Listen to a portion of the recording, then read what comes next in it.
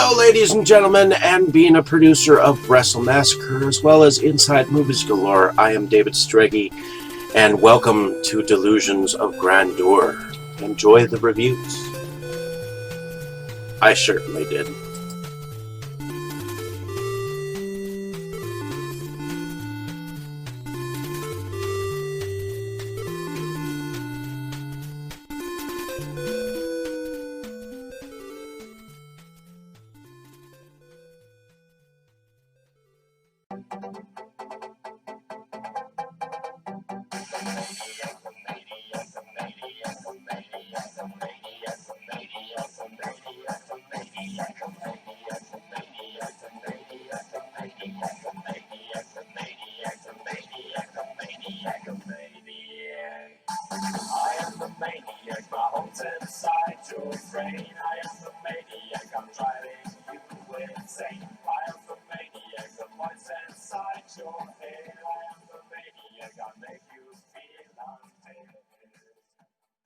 Okay, Dave, that's it. Screw you and your college flunkies.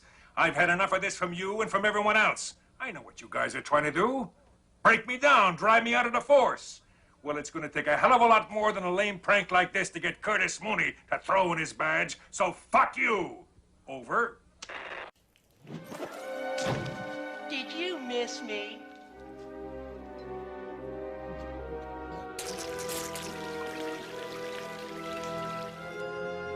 I guess not. Hello, ladies and gentlemen, and welcome back to Delusions of Grandeur. My name is David Strege, and I'm here to tell you a little bit about another film. This one is from 1966. As you may or may not know, I've been going through the Alfred Hitchcock movies that I have not watched. I've watched many of the mainstream films. I just haven't really watched many of the other films. And this one is an espionage kind of a film. It's a political thriller. It has an interesting cast here. It was written by Brian Moore, and it stars Paul Newman and Julie Andrews. The film is set in the Cold War, and it's about an American scientist who appears to defect behind the Iron Curtain to East Germany.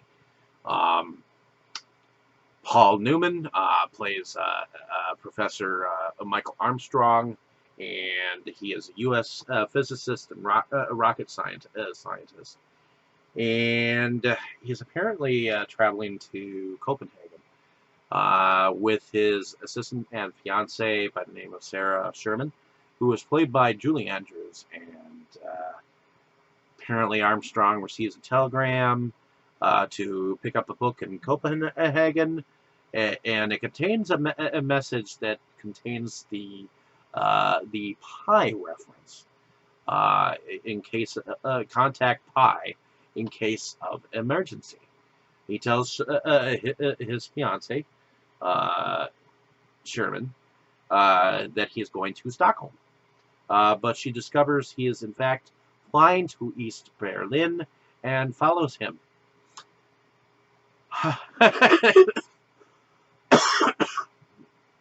What's interesting is that there's this other professor who seems to be after Miss Sherman for some reason. Seems to have some kind of affiliate. He seems kind of a weird guy because he seems to have feelings for Miss Andrews, and I guess she finally tells him that she's in fact engaged to Mr. Armstrong. And she thinks that they're going to get married after this conference. And when she finds, he basically kind of just blows her off, tells her it's fine that she just goes wherever she goes, but she in fact follows him because she's in love with him, And it's kind of interesting seeing Julie Andrews, who has an interesting, comely beauty to her, especially when she was very much younger.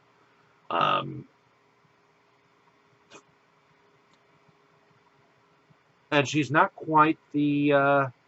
I still hear Mary Poppins in her voice. uh, so it's interesting that she's um, all throughout the conference she's like sleeping with Paul Newman's character, and then in the very end they're kind of sleeping with each other, and they get involved with a couple of characters. There's a character that seems to follow Michael Armstrong to a farm where he was to um, get in contact with someone. They He ends up having to kill the uh, kill a guy, and then um, the security people find out, and it almost botches his time to discuss a certain formula with a certain scientist about a certain theory, and the scientist finds out that he tells Mr. Armstrong way too much, and now Armstrong is on the run from the Russians, and uh, ultimately they end up being stowaways on a ship, and that gets them back to um, the U.S. of A. But it's kind of a madcap because they run into a few characters that are. There's an interesting segue where there's an underground organization that uses a specific bus to go along a certain route to help out people trying to get out of the country, which is kind of interesting. Um, and it's kind of all over the place. So they end up being sponsors for a woman who wants to get out of the um, country, and so on and so forth. And through thick and thin, it seems like they are able to um, evade uh, the trouble that they've gotten themselves in. And it's definitely an interesting film. It was interesting seeing both of these characters together, um, because I think that Julie Andrews does stick out like a sore thumb as an actress because she is very likable. And seeing her play a delectably somewhat rompy um, female to her ramrod nun that I know that well, she wasn't exactly a nun in in The Sound of Music, but you think of her as having some morals or whatnot, and it's kind of interesting seeing that she plays a somewhat headstrong lady here, and I kind of like it. I kind of like that I see her in a different role. I mean, I suppose it's not that much different from Sound of Music or Poppins. She's just. It was definitely a weird role for her. You could see that she has a natural ability um, have it look like she's got feelings for any actor that's playing beside her, and I like her as an actress. On the other hand, Paul Newman, he's younger here, about the age that he did The Godfather and all that jazz, where he played Sonny. um, and I like the fact that that he was trying to do something for his country, instead of defecting like he was it was making him look like he was. Um, at first, it was hard for me to think of him as a physicist of some sort, because of the somewhat I don't know. I still see in him the crook or the criminal. You know what I mean? Whenever I think of Cloak and Dagger, I don't think Paul at all. And I know that some people might differ in that respect. Um, I think when he was a little older than this, I think I could believe the Cloak and Dagger-ness of him, that he could play this kind of character. I don't know. It I guess I didn't mind his role in here. He had to play two different faces. One that he put on for the Americans, one that he put on for his fiance, and one that he put on for the Russians. So I think that moment where he was talking with the professor dude, and coming up with these different scenarios, I think he was kind of playing games with him anyways. And the fact that he kind of stumped him at first, and dude kind of played along, and he realized right away that he had not told him anything. So, in any case, let's see. So,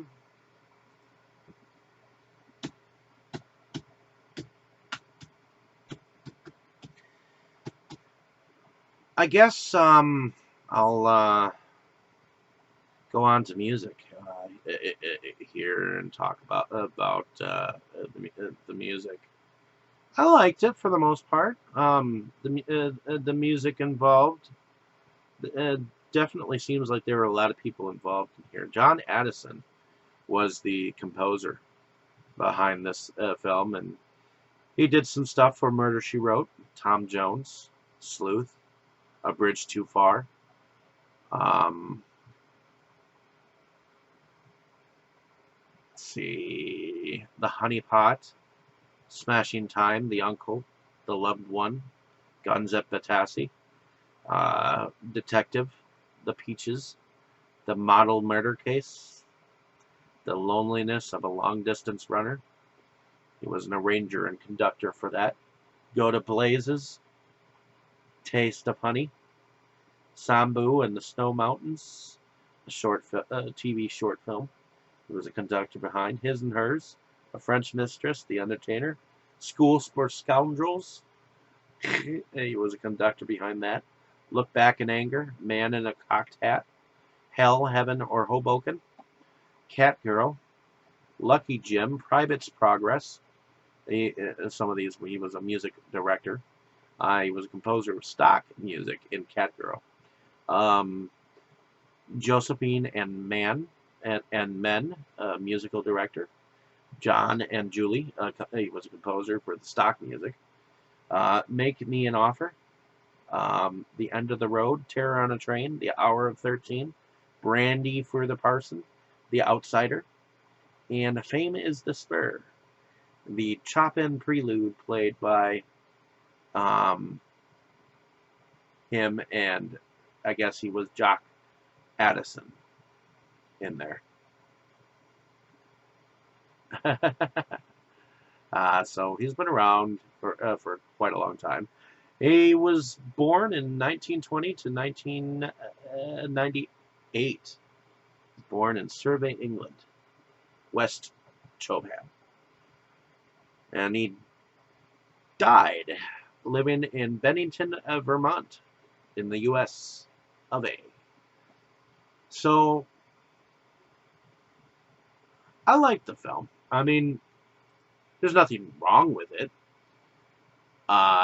entirely. I mean, it was a little bit all over the place, but you could definitely see that it was more of an espionage kind of a film, mixed with a love that was not meant to be let go.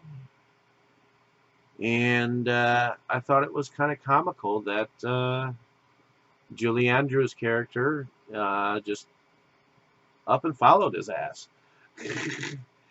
And ended up almost getting stuck in the Soviet Union, where he didn't know how long it would take for him to get the information that he needed to help his US of A counterparts.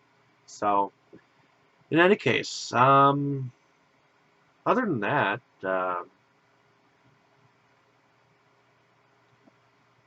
let's see. I would have to say the film itself was... It had filming locations in Copenhagen, Denmark, Berlin. Let's see. Oh, shit. Yeah. MS Meteor, I guess, was the ferry. The Hotel de Angleterre was in Copenhagen, Denmark. Nyhaven, Copenhagen, Denmark, was the bookshop. New York Street Backlot, the Universal Studios, 100 Universal City Plaza, Universal City, California. Stage 28 of Universal Studios. Stage 32 of Universal Studios. Let's see, Boulevard Administration Building, University of Southern California, LA, California. Long Beach Port, Long Beach, California. University of Southern California, and Camarillo, California. These were all, and Tivoli, Copenhagen, Denmark, and Berlin, Germany. These were all places of filming where the film was. So I like that Alfred Hitchcock did use some area locations that were other than studios. So, in any case, hopefully you enjoyed my description of this film. Like and subscribe to my page if you have not. Definitely check the film out. It is on the Alfred Hitchcock Masterpiece set, but it is also alone. You can find it elsewhere. And I just enjoy talking about films. I've done a few. I've done a few reviews before of some of Alfred Hitchcock's films. I'm on the fence about this one, whether I mean, I enjoyed bits and pieces of it. I mean, don't get me wrong. I mean, it was just a weird combination of the two characters. They are so different from each other, and so I think it's an interesting pairing here under Alfred Hitchcock's tutelage. So, in any case, definitely check out some of my other film reviews, and hopefully you just go out and see the film.